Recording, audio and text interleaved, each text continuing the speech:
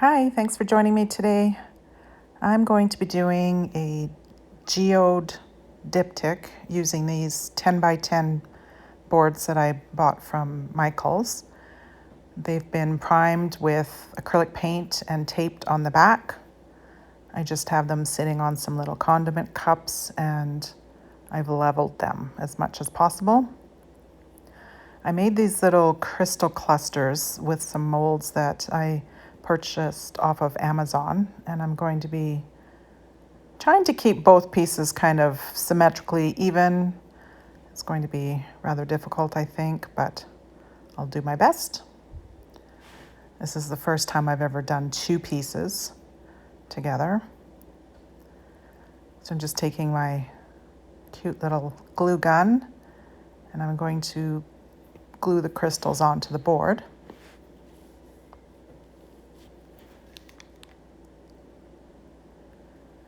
So to look at these crystals, they don't look they look a little weird just to pull them out of the mold and look at them because they're rather built up on the bottom with a not very decorative kind of texture on them. But once I start adding all the glass and crystal and everything around it and kind of building up some height around these crystals, then it looks a lot better. But just to kind of look at them as they are, they're not really impressive.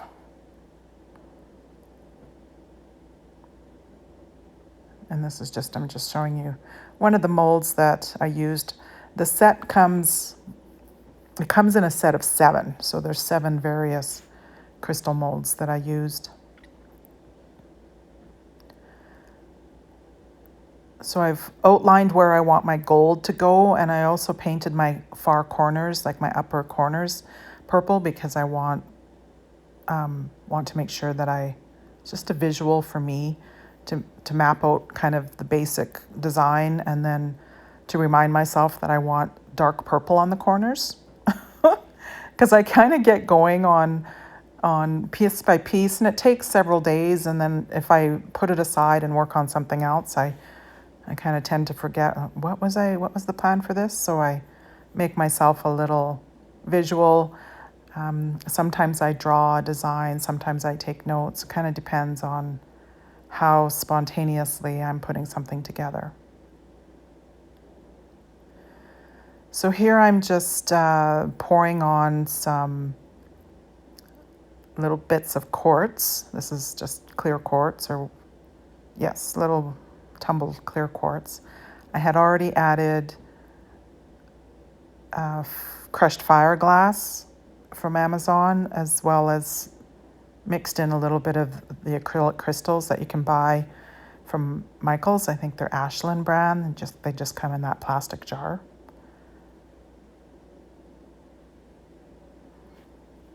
So the inner corners, I want them to be nice big crystals with the purple resin crystals, and then I also add genuine tumbled amethyst pieces.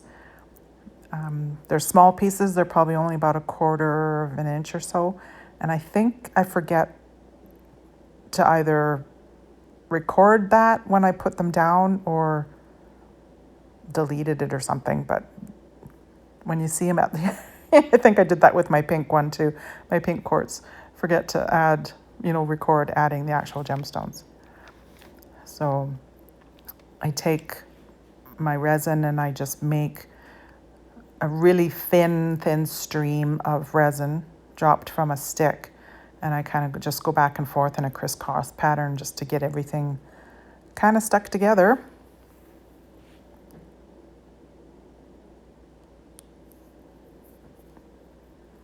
I'm using crystal resin. It is my go-to kind of all-around resin that I use for artwork and coasters and trays, etc.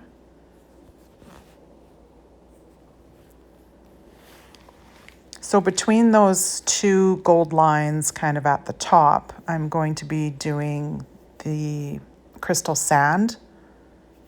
Well, it's faux crystal sand. It is a mixture of kosher salt, diamond dust and resin. And you'll see here that I actually put too much resin in the salt. And while the one on the left, or the upper one there, isn't too bad, I must have added more resin to it or something, because the one on the right-hand side, or the bottom, ends up being really mushy and runny and not nice at all. So I ended up scraping it off, adding more salt to it, and getting it more the texture that I want it to be. You really don't need a lot of resin to mix the sand and the salt and the diamond dust together. This is my first time trying this salt mixture. I did this set prior to my pink quartz one in my previous video. But just with getting everything recorded and edited and everything like that, this one ended up being posted later than the pink one, if that makes any sense at all. So here it's not looking too bad. I don't mind this. It's the other board that ends up looking really messy. And then by the time I did the pink one, I had made myself add just itty bitty amounts of resin to the salt, and didn't get in such a rush to mix up the salt and the resin, and made a much better texture on my pink piece than I did on this one. It turns out nice. It just, I like it on the pink piece better.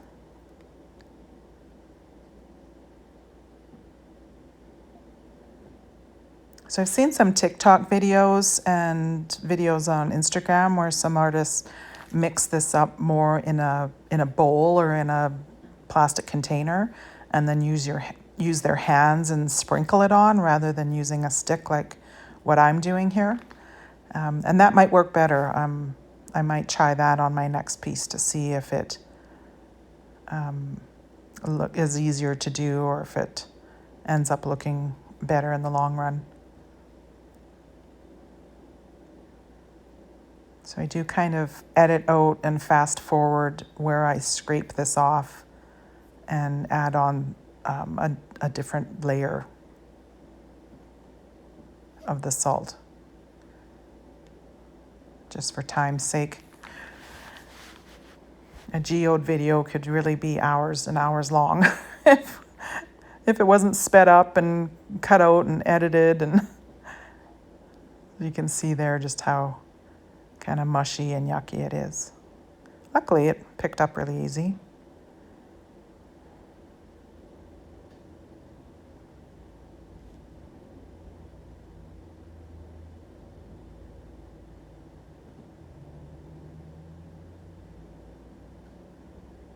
Yeah, maybe I didn't edit this part out.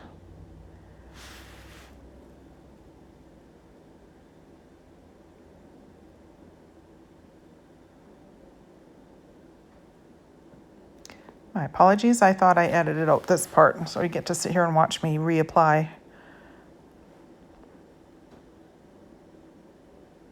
So you can see how it's holding together a lot better and not just oozing into a little puddle. So quite a bit better.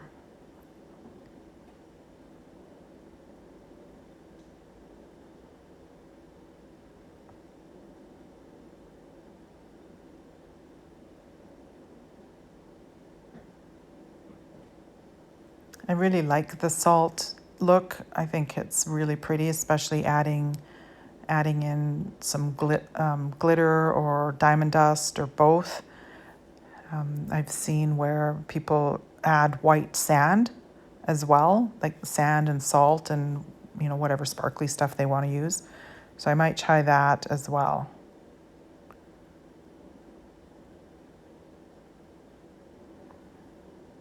So I started pouring my resin. This time I decided to just pour my gold on at first.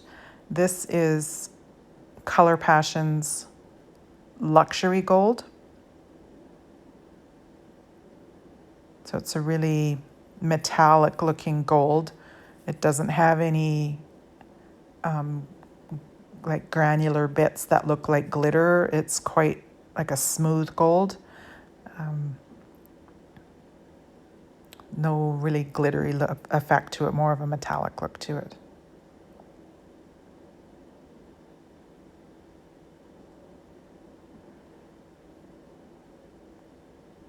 And I'm adding the gold over where I painted or drew on my gold lines to begin with.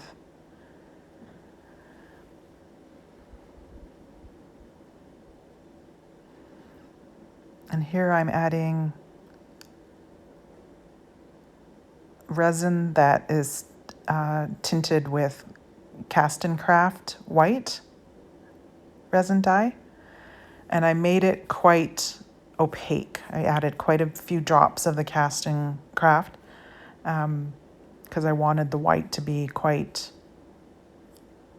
quite bright and solid and not see-through or have any depth to it at all, just a flat white. And I think I decided not to do that other line of gold because gold can really travel around and I didn't want it, these are just small pieces and I didn't want it to overtake. So I'm going to actually end up just painting some gold on later to control the size of the gold line along there. So the two purples that I'm adding to this are a purple mica from Crystal Resin, and it doesn't have a name on it, so I'm not sure, it's just purple. And Just Paint's Lavender Pearl, which is a beautiful purple that has kind of a gold shift into it, so it pulls the purples and the golds together.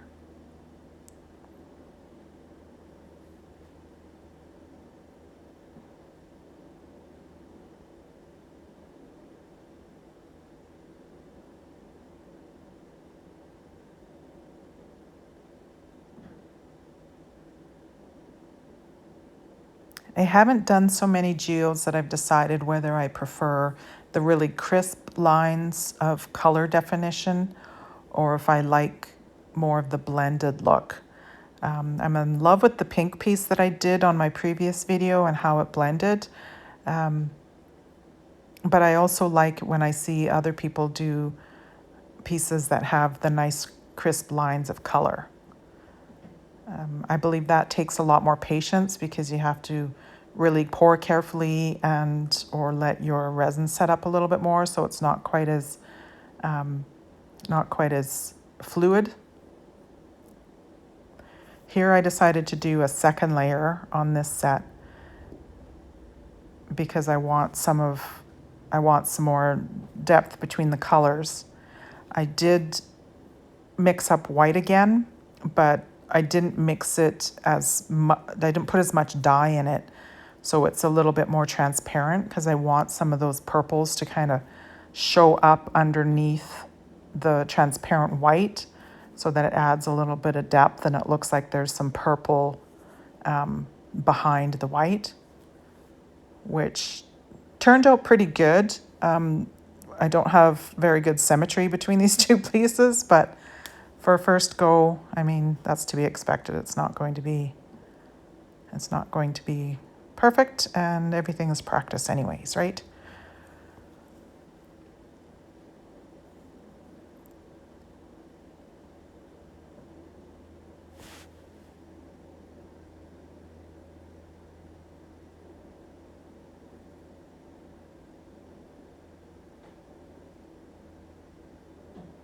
So here I'm mixing the white and just showing you that it's not that opaque. It's still quite transparent.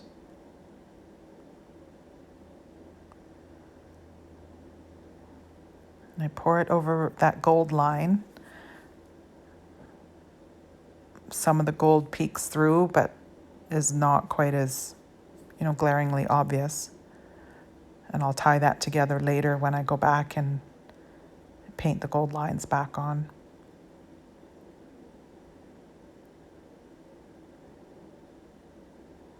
That's the great thing about layering resin, especially if you're not using opaque colors. You get a lot of depth and different dimensions and stuff showing up on it.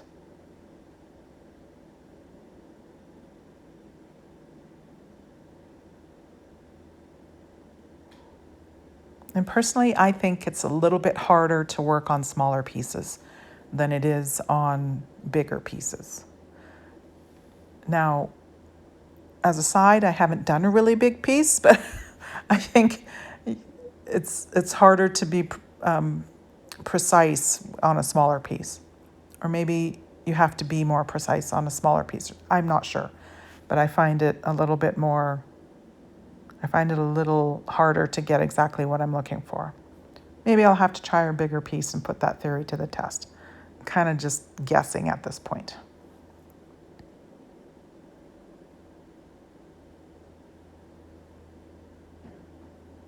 So for popping bubbles, I usually go back and forth between my heat gun and my torch. I spare you a lot of that because I do babysit it for a good 20 minutes or so afterwards before I cover it up and go on to the next, or let it cure up and then go on to the next thing. So little change of an angle here. I mixed up gold mixative from Ranger ink. So it's like an alcohol ink, and the luxury gold mica. I just put it in a little cup and stirred it around and made my own gilding paste or my own gilding liquid out of it. This is my favorite way to gild, to add gilding to things, is just mixing up my own concoction.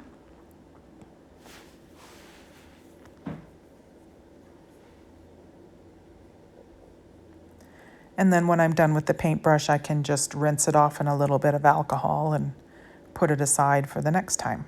It's really easy to clean up.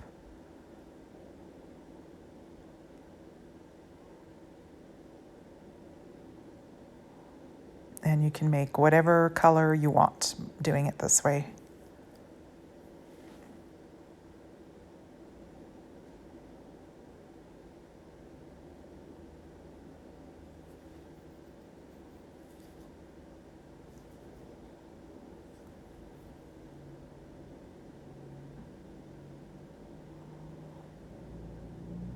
Between doing this video and the the rose quartz video, I went out and bought a different tripod camera setup. So that's why this is kind of going back and forth, because it's wintertime up here in Canada now, and the sunlight lighting and everything is pretty bad up here right now.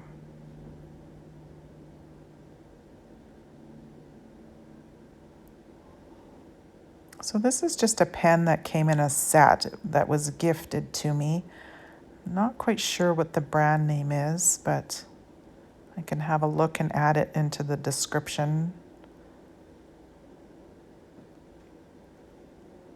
I struggle with drawing on lines, not just the mechanics of it, but deciding where and how many lines I'm going to put.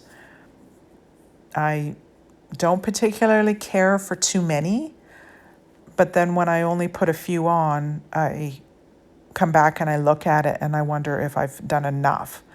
So in the interest of full disclosure, I think even though I've top coated this, flood coated this already, I might go back and add more lines and then put on another flood coat, just because when I looked at it, when it was all said and done and hanging on the wall, there was the area between where the white and the pink, where it's kind of blended and shadowed and whatnot. I think I might go back in and add some purple lines in there, just to kind of tie it together a little more, especially since it's not super symmetrical where the white and the purples meet. Not that that's a big deal. I mean, this is supposed to be a representation of natural stone, so. But here is a close-up of it sitting on my walls, hanging on my wall. And I'm really happy with how it turned out. I like how that purple is kind of showing up underneath the white, like right there where that lavender, I covered most of it up with my white, but there's a little bit more showing on the right side there. But I think it looks really interesting. It looks